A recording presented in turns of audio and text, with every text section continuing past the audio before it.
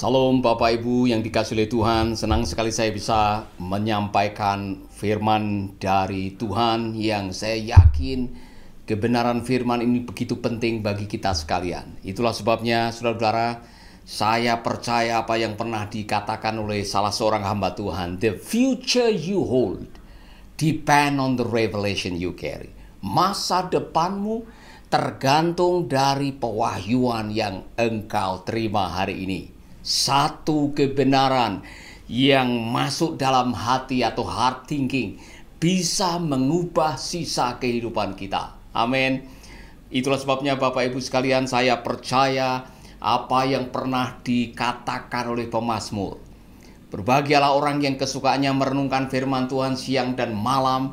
Ia seperti tanaman yang ditanam di tepi aliran sungai, berbuah pada waktunya, daunnya tidak pernah layu, dan apa saja yang diperbuatnya berhasil. Dan kali ini saya akan mengajak kita semuanya bagaimana bisa membangun sebuah hubungan kekeluargaan yang membawa kepada keberhasilan. Amin. Dan saya menemukan sebuah pernyataan yang saya pikir ini menjadi moto atau menjadi topik yang sangat penting bagi kita, karena Rasul Paulus di dalam surat Filipi pasal yang kedua mengucapkan atau menuliskan sebuah kalimat yang bunyinya seperti ini. Karena itu, sempurnakanlah sukacitaku dengan ini. Hendaklah kamu sehati sepikir, dalam satu kasih, satu jiwa, satu tujuan. Karena itu sempurnakanlah sukacitaku. Saudara-saudara, ternyata yang namanya keharmonisan dalam hubungan adalah sumber sukacita. Saya ulangi lagi. Kalau Anda ingin hidup dalam sukacita, itu benar dalam kekeluargaan, benar dalam sebuah organisasi, benar dalam sebuah gereja, ketika terjadi keharmonisan, sehati, sepikir, setujuan. Ketika ketiga hal ini ada dalam komunitas atau ada dalam sebuah lembaga terkecil seperti keluarga, maka masing-masing anggota keluarga, mama, papa, anak-anak, siapapun yang ada dalam keluarga akan merasakan yang namanya sukacita. Kalau boleh saya membuat sebuah pernyataan bunyinya seperti ini. The quality of your life is the quality of your relationship.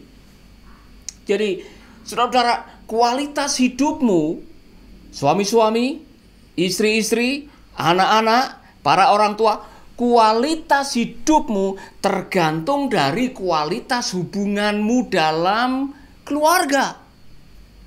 Kalau mama happy, papa ikut happy. Kalau mama papa happy, anak-anak jadi happy. Itulah sebabnya ada yang mengatakan happy wife, happy life. Kalau mama di rumah bahagia, senyum, kata-katanya menghibur, menguatkan, maka suami ikut senang dan anak-anak jadi riang.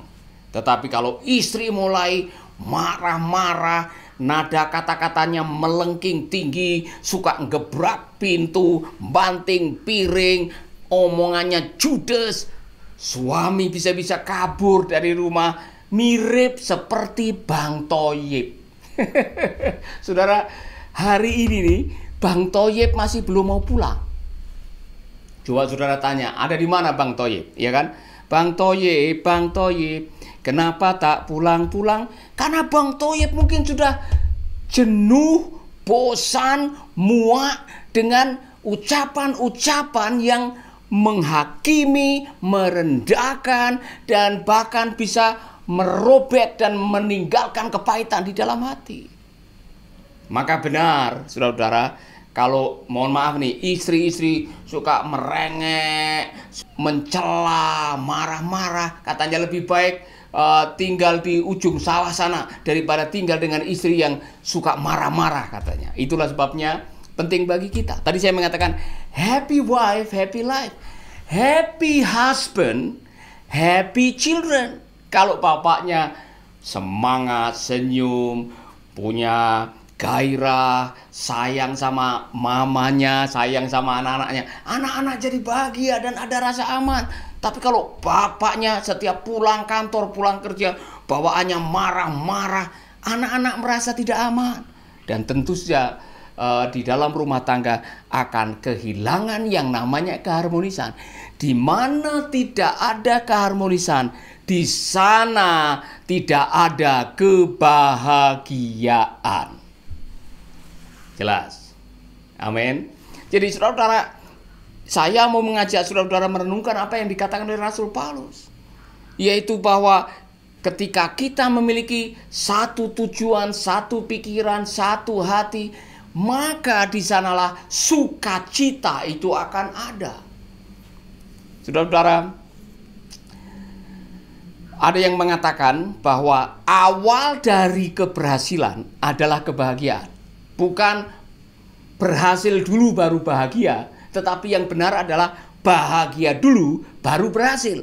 Jadi kalau di rumah ada keharmonisan, hubungan baik, maka pribadi-pribadi yang keluar dari rumah hidup bahagia. Waktu kuliahnya lancar. Waktu bekerja ada semangat untuk bekerja. Waktu saudara melakukan tugas pelayanan ada gairah melakukan tugas pelayanan. Karena apa? Dari dalam kita sudah ada sukacita. Saya mau jujur nih dengan saudara. Saya pernah bertengkar dengan istri saya, kemudian saya berangkat ke pelayanan. Aduh saudara, kekuatan, urapan semua sudah hilang di tengah jalan. Karena apa? Ada marah. Anda tidak bisa melayani Tuhan dengan hati yang marah. Anda tidak bisa konsentrasi bekerja waktu ada kepahitan dalam hati, ada marah, tidak bisa. Maka lengkaplah sukacitaku ketika apa? Anda ada kesehatian. Nah, Rasul Paulus juga mengajarkan kepada kita di dalam kitab Filipi apa yang menjadi penyebab utama hancurnya keharmonisan dalam hubungan, khususnya dalam keluarga, dalam hidup bergereja, dalam hidup bernegara. Apa yang bisa mencuri kebahagiaan dan keharmonisan? Jawabannya ternyata sederhana. Saudara-saudara, apa yang menjadi penyebabnya? Saya menunjukkan apa yang menjadi penyebabnya adalah ego. Kalau boleh saya mengatakan, sumber utama penghancur keharmonisan adalah aku. Jadi kalau saudara pengen tahu sebetulnya apa yang membuat konflik sehingga keharmonisan hilang dalam pernikahan, dalam rumah tangga, dalam kebersamaan, jangan selalu menyalahkan setan. Saudara-saudara, kadang-kadang ada pertengkaran yang tidak ada sangkut menyangkut dengan iblis, setan guna-guna. Sumber utama dari persoalan konflik yang mencuri keharmonisan bukan dia, bukan mereka, bukan iblis, bukan guna-guna, tetapi aku. Aku. Dalam bahasa Inggris, I. Sayalah sumbernya. Kenapa? Oleh karena ini, saudara-saudara. Saudara pengen tahu? Janganlah melakukan sesuatu karena didorong oleh kepentingan diri sendiri atau untuk menyombongkan diri. Sebaliknya, hendaklah kalian masing-masing dengan rendah hati menganggap orang lain lebih baik dari dirinya sendiri. Saya mau bicara banyak mengenai hal ini, saudara-saudara, karena kita semua pernah menjadi penyebab konflik. Dan kalau kita mau jujur, kalau ada perselisihan, ada pertengkaran, ada cekcok, padu, atau mungkin berselisih paham dan sebagainya, sehingga adu mulut dalam keluarga, kalau mau diteliti sumbernya hanya satu, yang namanya kepentingan diri sendiri atau egosentris. Dari mana datangnya egosentris? Ialah ada orang-orang yang mau menonjolkan saya.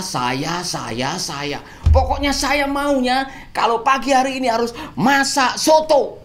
Nah, istrinya mungkin dengan anak-anak yang lain maunya masak rawon. Kemudian dia marah, kenapa tidak ada soto? Bertengkar, ya kan? Mungkin istri baru datang dari kerja dan melihat ada sesuatu yang tidak beres dan mengatakan, kenapa kalian semua malas? Kamu perlakukan saya seperti pembantu. Saudara, karena dalam keadaan marah, dalam keadaan sensitif, dan dia merasa ada egonya dia yang tidak dipuaskan setelah melihat kenyataan, dia jadi marah. Jadi kalau kita mau menelusuri hampir semua perselisihan, sumbernya adalah saya. Apa yang membuat Anda marah? Karena di dalam diri Anda ada rasa takut. Semua kemarahan disebabkan oleh ketakutan. Takut tidak dihargai, takut suaranya tidak didengar, takut tidak ada rasa aman, takut tidak dianggap penting, takut tidak dicintai. Itu semua yang menjadi penyebab pertengkaran, yaitu apa? Kemarahan yang disebabkan oleh rasa takut. Dan itu semua sumbernya apa? Karena saya tidak mendapatkan ini, karena saya tidak dihargai, karena saya tidak dipentingkan, karena saya. Coba telusuri. Waktu Anda marah, waktu Anda bisa naik pitam, apa penyebabnya? Ada sesuatu yang mengganggu ego Anda. Jujur, saya pernah marah, saudara pernah marah. Saya pernah bertengkar dengan istri, saudara yang sudah menikah pasti pernah bertengkar dengan istri. Kalau Anda menikah dan tidak pernah bertengkar, dan keluarga saudara sama sekali tidak ada perbedaan, tidak ada percekcokan, mungkin saudara, pernikahan saudara adalah pernikahan dalam khayalan. Oleh karena itu saudara, mari kita meneliti apa yang menjadi penyebabnya. Kalau kita mau jujur, yang pertama mementingkan diri sendiri, yang kedua, dengar baik, atau menyombongkan diri, menganggap dirinya paling hebat, menganggap pendapatnya paling benar, menganggap paling suci, menganggap paling bisa diandalkan, menganggap dirinya paling hebat. Semua ini, saudara-saudara, adalah penyebab utama hilangnya keharmonisan dalam rumah tangga, dalam pernikahan, dalam hubungan. Itu benar di dalam keluarga kecil, itu benar dalam hidup bergereja. Ketika ada yang sombong, di sana akan ada persoalan. Oh, saudara-saudara, Yakobus mengatakan, dari manakah datangnya pertengkaran? Dari manakah datangnya perselisihan? Dari orang-orang yang menginginkan sesuatu dan keinginannya tidak terpenuhi.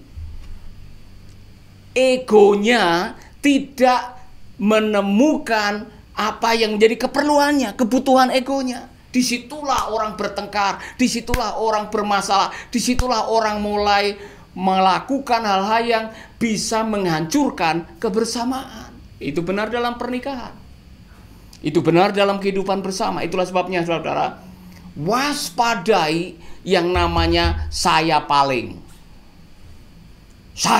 benar. Kalau ngomong, kalau debat, kalau sedang membahas sesuatu, harus didengar suara saya. Saya ini paling hebat, saya paling mampu. Oh, saya ini paling dekat dengan Roh Tuhan.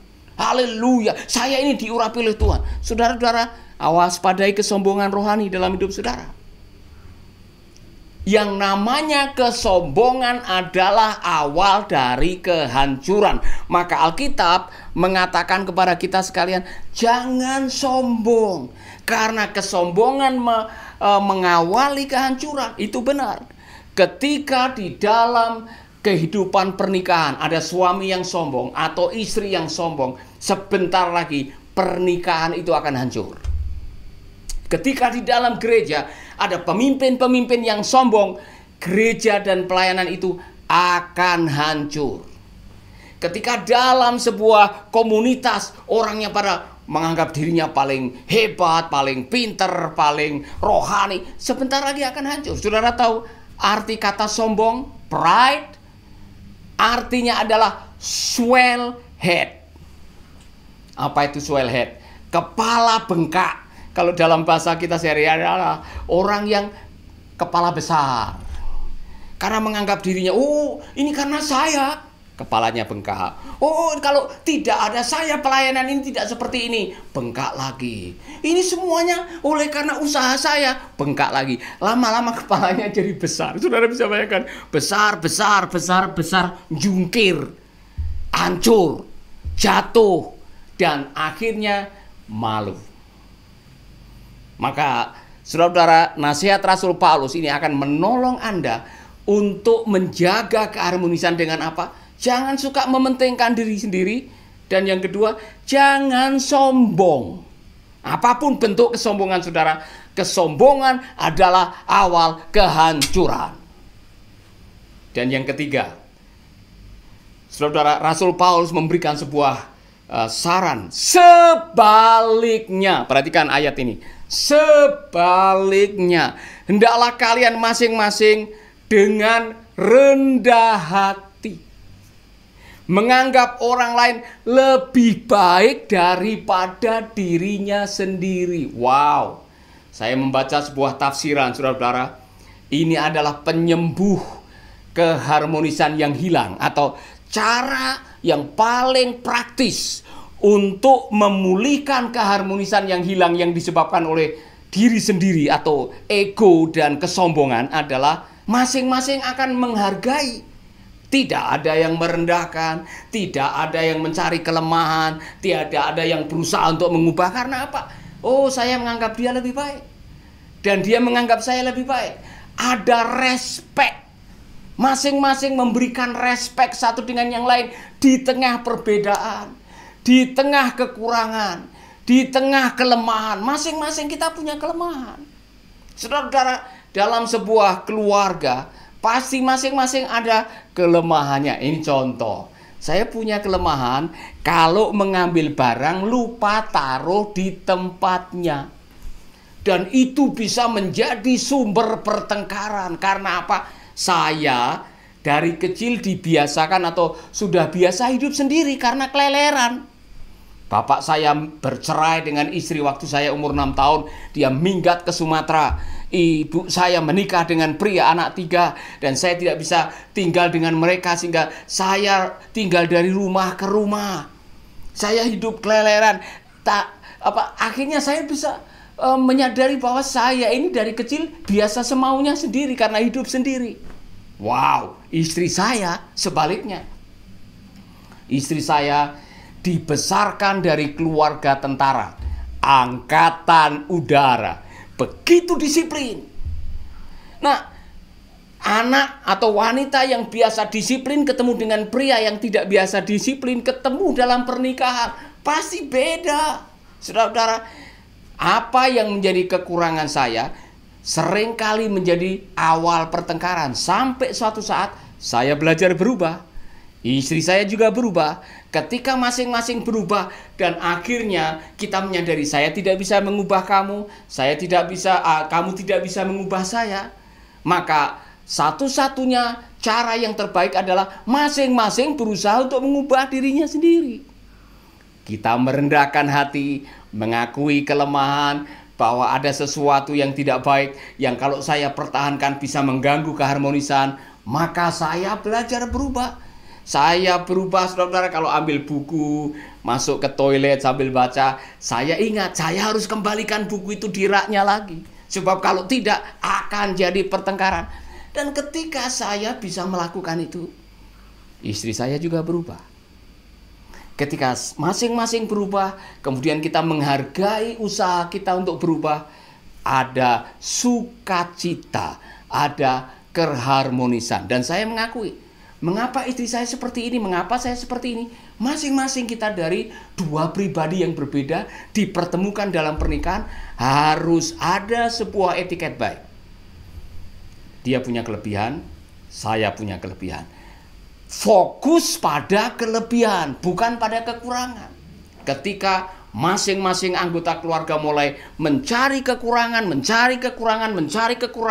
anggota keluarganya atau mencari kekurangan dari orang lain, maka sebentar lagi secara emosi kita akan menjadi jauh dan konflik akan menjadi lebih banyak dan lebih sering. Saudara-saudara, saya menemukan sebuah kebenaran. Katanya orang-orang yang bercerai itu penyebabnya satu, bukan setan, bukan uang, bukan pihak ketiga, bukan masalah seksual. Penyebab perceraian adalah karena lensa. Anda ganti lensa. Maksudnya apa?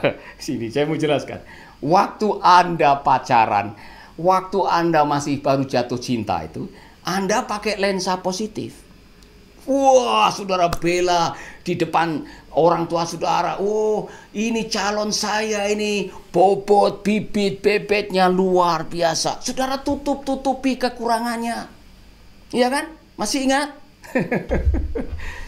Ketika sudah menikah, anak sudah lahir ada 4, badan mulai mekar, lingkar pinggang mulai membesar, kemudian saudara mencari kekurangannya. Wah, waktu Anda ganti lensa yang tadinya positif jadi negatif, maka ketika yang menjadi fokus adalah kekurangan, dengar, yang dicari kekurangan tiap hari. Kamu nih ya, saya sudah bilang kalau makan itu yang sopan, kamu makan kayak, mohon maaf, makan kayak babi, klotak-klatuk bunyi. Saya menyesal menikah dengan kamu. Nah, saudara-saudara, itu tidak akan memperbaiki. Itu justru akan melukai dan menjauhkan secara emosi. Disitulah mulailah yang namanya awal daripada perceraian. Perceraian emosi dulu. Karena yang dicari selalu negatifnya, yang difokuskan selalu kekurangannya.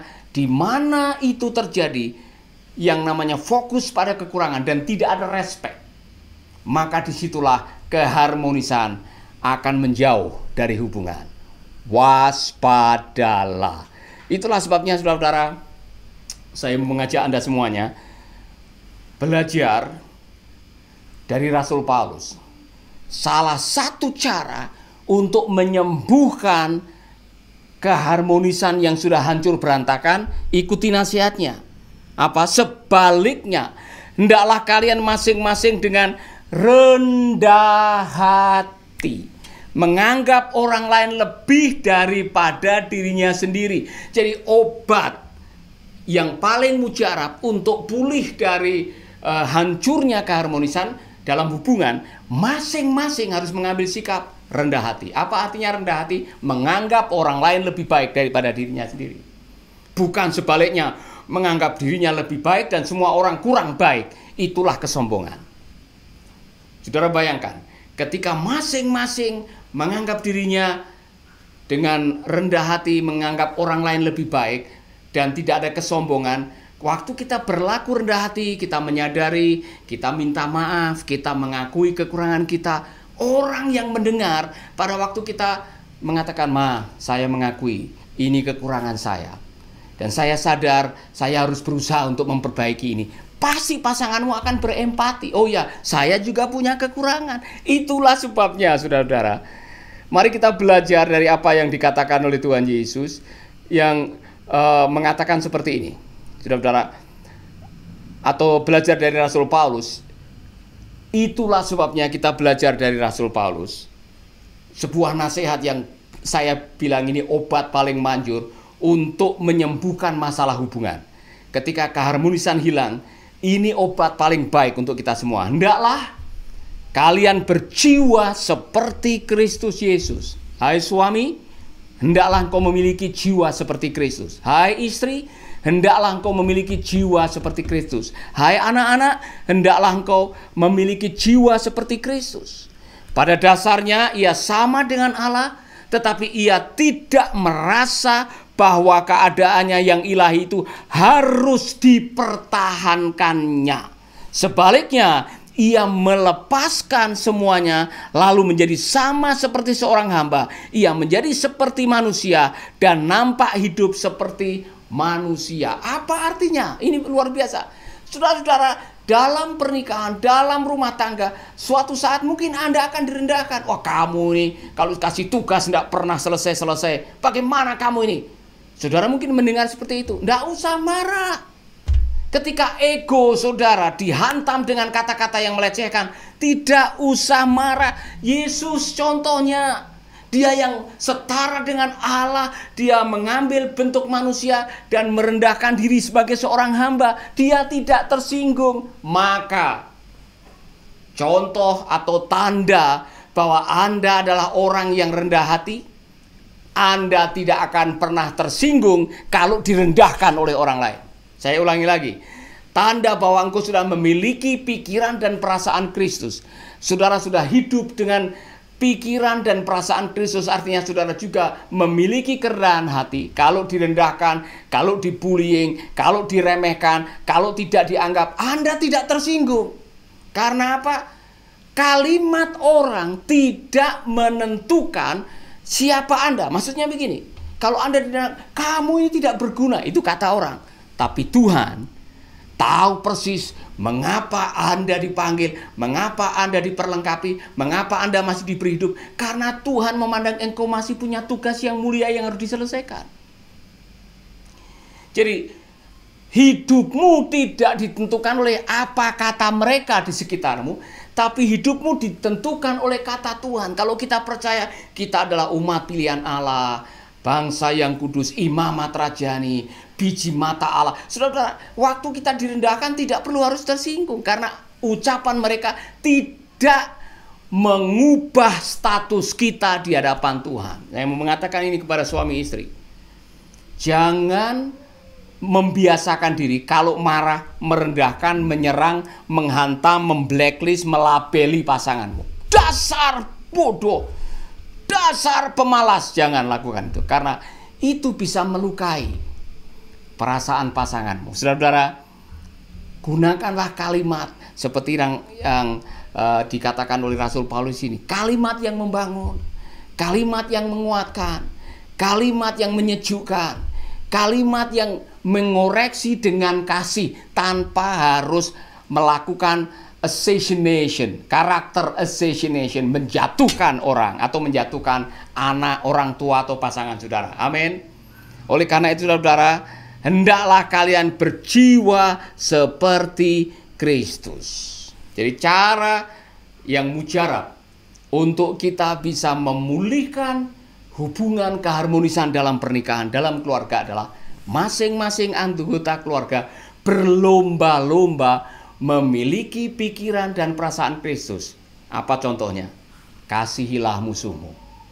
Ketika Yesus disalib, ketika dia dihina, ketika dia dianiaya, diludahi, ada bahkan yang meludahi mukanya, Yesus tidak mengucapkan kalimat kebencian. Yesus bahkan tidak mengatakan, "Hei, tunggu pembalasan saya." Tidak. Yang Yesus lakukan di kayu salib adalah, "Ya Bapa, ampunilah mereka, karena mereka tidak tahu apa yang mereka perbuat." Dengar saudara-saudara, satu-satunya cara untuk Anda bisa pulih dari masalah ketidakharmonisan dalam hubungan adalah masing-masing mengambil langkah merendahkan diri. Dan salah satu bentuk merendahkan diri adalah memberikan pengampunan. Pengampunan itu memulihkan, tidak peduli siapapun saudara. Suami yang melukai istri, istri yang melukai suami, orang tua melukai anak, anak melukai orang tua. Ketika ada kepahitan, dan Anda oleh karena ego kemudian bawaannya marah-marah karena ada sesuatu yang terlukai dan tidak terpenuhi, cara terbaik untuk membereskan semuanya adalah masing-masing mengambil langkah merendahkan diri di hadapan Tuhan dan memberikan pengampunan. Amin, saudara-saudara. Saya tidak tahu dengan situasi saudara, tapi kalau saudara mengatakan, "Pak Paulus, saya ditemplak." Sudah lama sekali keharmonisan itu hilang karena masing-masing kita ada yang sombong, mementingkan diri sendiri, tidak mau mengampuni. Dan hari ini kami terbuka. Kami mau dipulihkan. Ingat, the quality of your life is the quality of your relationship. Kualitas hidupmu tergantung dari kualitas hubunganmu. Kalau hubungan baik, hidupmu menjadi baik. Dan itulah apa yang dikehendaki oleh Tuhan Yesus. Amin. Saudara mungkin mengatakan, "Pak, saya mau didoakan supaya keluarga saya dipulihkan." Taruh tanganmu di dada. Saya akan berdoa buat saudara. Bapa kami di dalam surga, kami datang kepadamu, kami berdoa untuk semua umatmu yang kami sudah mendengar firman dan kami tahu bahwa kami harus melakukan pembaruan. Mungkin selama ini ada kesombongan. Mungkin selama ini ada kepentingan diri sendiri yang selalu ditonjolkan. Dan kami lupa kadang-kadang menghargai orang-orang yang ada di sekitar kami. Kami mengucapkan kata-kata yang melukai, menghujam, dan mendatangkan kepahitan. Hari ini Bapa, aku memohon agar Engkau mengampuni, membereskan hatiku. Aku berdoa di dalam nama Yesus, pulihkan kami. Ajari kami untuk bisa mengampuni dan merendahkan diri kami di hadapan Tuhan dan di hadapan sesama kami, anggota keluarga kami. Meminta ampun, meminta maaf, dan saling menghargai. Di dalam nama Yesus kami berdoa. Amin, amin, amin. Saudara-saudara, saya rindu firman Tuhan ini menjadi pewahyuan. Ingat baik-baik, kualitas hidupmu tergantung dari kualitas hubunganmu. Sukacita itu datang ketika keharmonisan itu ada. Dan ingat, sumber utama hilangnya keharmonisan, ego, aku, kesombongan. Dan cara terbaik untuk membereskan adalah kerendahan hati, memiliki pikiran dan perasaan Kristus, dan tidak gengsi untuk meminta maaf. Tuhan memberkati, sampai jumpa di kesempatan yang lain.